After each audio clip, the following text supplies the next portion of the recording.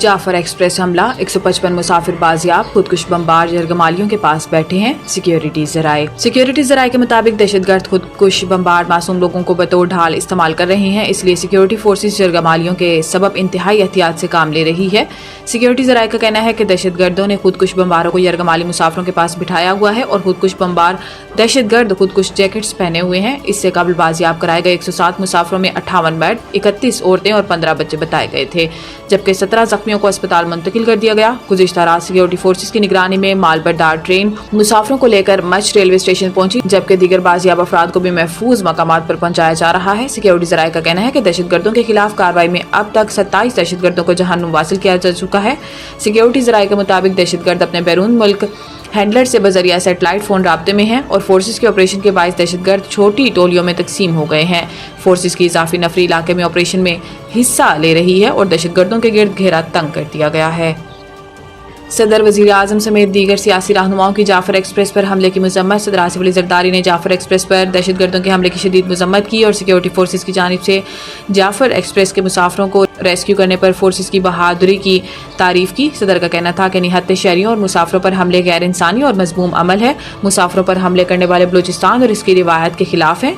Bloch कौम निहत्ते मुसाफिरों, बुजुर्गों और बच्चों पर हमला करने और जरगमाल बनाने वालों को मुस्तरद करती है।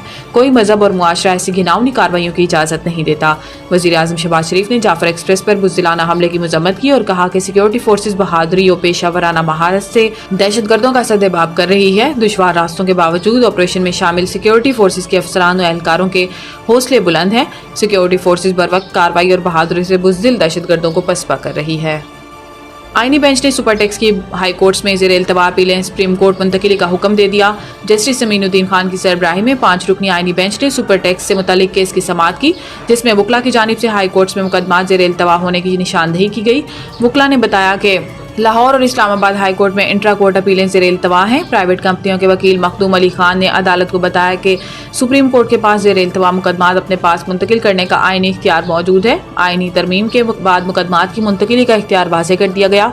जस्टिस मोहम्मद अली मजहर ने इस्तफसार किया कि मुकदमात की मुंतकिली के लिए किसी तहरीरी दरखास्त की ज़रूरत होगी, जिस पर वकील ने बताया कि अदालत की इस्तदा भी ज़बानी दरखास्त शुमार हो सकती है। मेरे ख्याल में अदालत सो मोटिव इख्तियार इस्तेमाल करते हुए भी मुकदमात मुंतकिल कर सकती है। मुकदमात मुंतकिली के इख्तियार को आर्टिकल 187 के साथ मिलाकर देखा जाएगा। IMF ने बैनुल अक़वामी सरमायाकारी मंसूबों पर टैक्स इस्तस्ना का मुतालबा मुस्तरद कर दिया। तफसीलात के मुताबिक IMF हुकाम की वजारत खजाना और SIFC हुकाम से मुलाकात हुई, जिस दौरान ब्रीफिंग में बताया गया कि SIFC सरमायाकारी के लिए एक प्लेटफॉर्म मुहैया करके पुल का किरदार अदा कर रहा है।